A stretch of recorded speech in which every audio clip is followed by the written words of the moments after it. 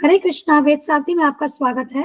हम पिछले महीने कार्तिक मास महोत्सव के कारण भगवत गीता की श्रृंखला को आगे नहीं बढ़ा सके थे। हम आपके समक्ष दैनिक कार्तिक कथाएं प्रस्तुत कर रहे थे। अब आज हम पुनः भगवत गीता की श्रृंखला आरंभ कर रहे हैं। हम चर्चा कर रहे हैं भगवत गीता में दिए 5 तत्वों पर, जिसमें से अभी हम आत्मा विषय पर चर्चा कर रहे हैं और विशेष रूप से पुनर्जन्म पर। पुनर्जन्म जो कि वैदिक तथा वैज्ञानिक तथ्य है। हमने पिछली वीडियो में आपके समक्ष एक राजकुमार की कथा प्रस्तुत की थी जो पुनर्जन्म को सिद्ध करती है। वह कथा हमने श्रीमद् भागवतम से ली थी। आज हम आपके समक्ष एक और कथा श्रीमद् भागवतम से लेकर के आए हैं जो NDE नियर डेथ एक्सपीरियंस के विषय में है, अर्थात निकट मृत्यु अनुभव। हम आगे की वीडियोस में इस विषय पर जो वैज्ञानिक तथ्य है, वास्तविक घटनाएं जो विज्ञान ने देखी हैं, उन पर भी चर्चा करेंगे। तो आज की कथा जो है उसका शीर्षक है ब्राह्मण का उद्धार। इसका PDF लिंक हम वीडियो के डिस्क्रिप्शन में दे रहे हैं। इसको विस्तृत रूप से आप PDF डॉक्यूमेंट से पढ़िएगा। हम इस कथा से कुछ मुख्य बातें ही इस वीडियो में आपसे शेयर करेंगे। तो इस ब्राह्मण का नाम अजामिल था। युवा ब्राह्मण, अच्छे चरित्र वाला, अच्छे आचरण वाला, सौम्य, विनम्र, वैदिक शास्त्रों का जानकार इत्यादि।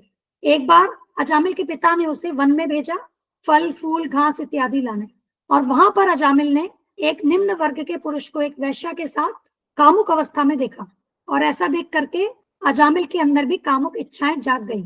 उसने बहुत प्रयत्न किया कि वह अपनी बुद्धि के द्वारा अपने आप को नियंत्रित करे, परंतु वह नहीं कर सका। और हमने भगवत गीता के अध्याय 2 में पढ़ा है कि जब हम इंद्रिय विषयों की तरफ अत्यंत आसक्त हो जाते हैं तो अंततः हमारी विवेक शक्ति नष्ट हो जाती है। तो ऐसा ही अजामिल के साथ हुआ, और फिर वह उस वैश्या के विषय में मनन चिंतन करने लगा, और वैश्या को उसने अपने घर में सेविका के रूप में रख दिया और अपने सारे ब्राह्मणीय सिद्धांतों को त्याग दिया। अपनी सुंदर युवा पत्नी को भी उसने त्याग दिया, और जो उसे धन अपने पिता से विरासत के रूप में मिला वह उस वैश्या को संतुष्ट करने के लिए उपहारों के रूप में खर्च करने लगा। वह दूसरों को धोखा देकर, जुआ खेलकर, चोरी करके अपने परिवार का पालन पोषण करने लगा, और अपने जीवन के 88 वर्षों में उसने वैश्या से अपने 10 पुत्रों को जन्म दिया। इतने पतन के बावजूद भी एक अच्छी बात उसके जीवन में यह थी कि उसका जो सबसे छोटा पुत्र था उसने उसका नाम नारायण रखा था। नारायण जो कि भगवान का नाम है। और क्योंकि वह पुत्र सबसे छोटा था तो माता पिता दोनों ही उससे अत्यंत स्नेह करते थे।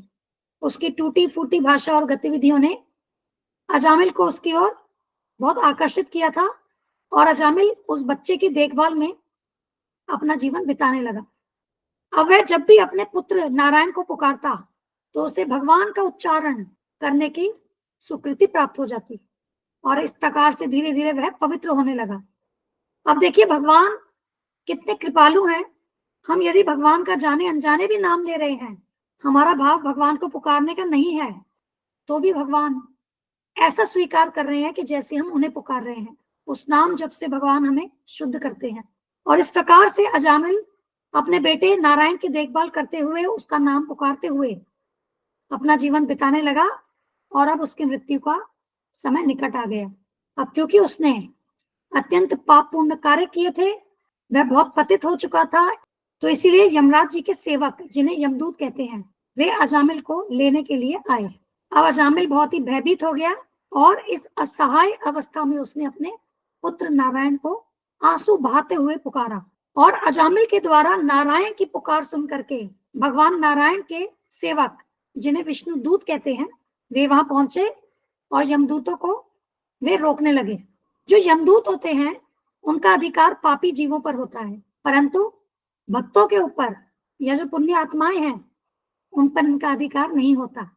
अब जब विष्णु दूतों ने यमदूतों को अपना कार्य करने से रोका तो उन्होंने विष्णु दूतों से पूछा कि आप कौन है जो यमराज के अधिकार क्षेत्र को चुनौती देने का साहस कर रहे हैं? आप किसके सेवक हैं? आप कहाँ से आए हैं? और आप हमें अजामिल को छूने से क्यों मना कर रहे हैं? और यमदूतों ने विष्णु दूतों से कहा कि अजामिल ने अपना जीवन अत्यंत ही पापमय रूप में बिताया है, और इसीलिए उसे यमराज के दरबार में ले जाना और दंडित करना ही उचित है, क्योंकि उसकी शुद्धि इसी प्रकार से होगी।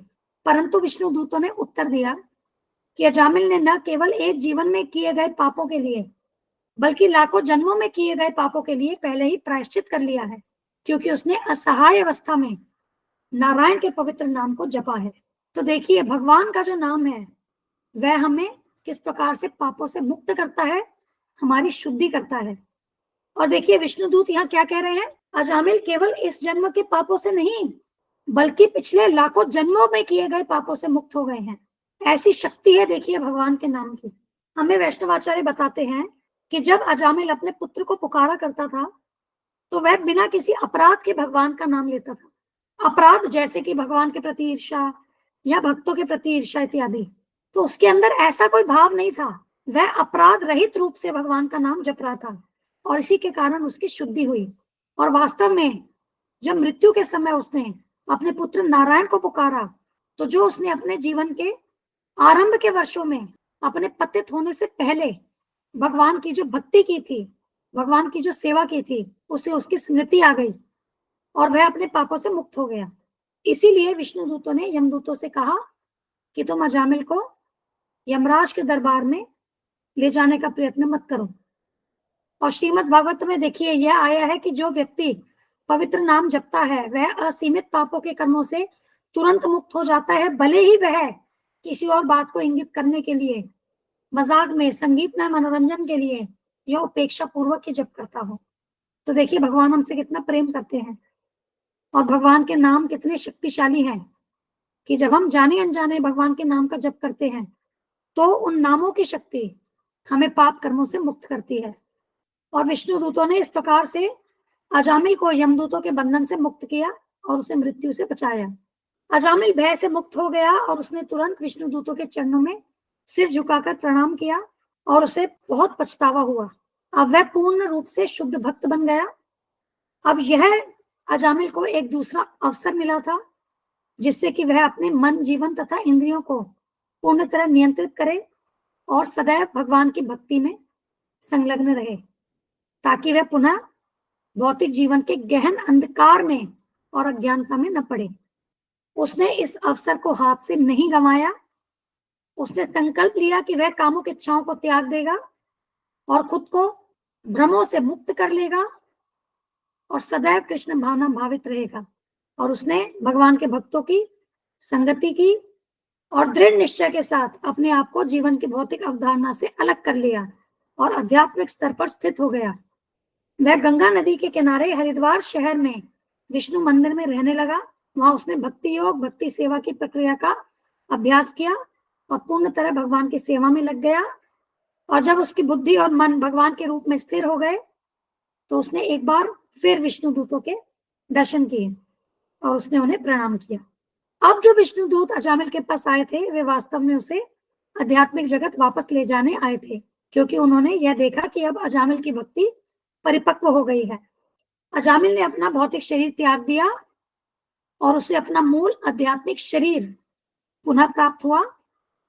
और फिर अजामिल विष्णु दूतों के साथ एक सुनहरे विमान में सवार हुआ जो उसे भगवान विष्णु के निवास स्थान वैकुंठ पर ले गया। यद्यपि देखिए पापपूर्ण जीवन के कारण अजामिल तो यमदूतों के द्वारा नरक में ले जाया जा रहा था, परंतु भगवान के नाम ने उसे किस प्रकार से नरकीय जीवन से बचाया और उसे शाश्वत धाम प्रदान किया।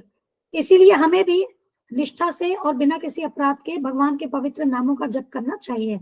हम निश्चित रूप से फिर भगवान के पास, भगवत धाम जो कि हमारा वास्तविक निवास स्थान है, हम वहां लौट सकेंगे। धन्यवाद।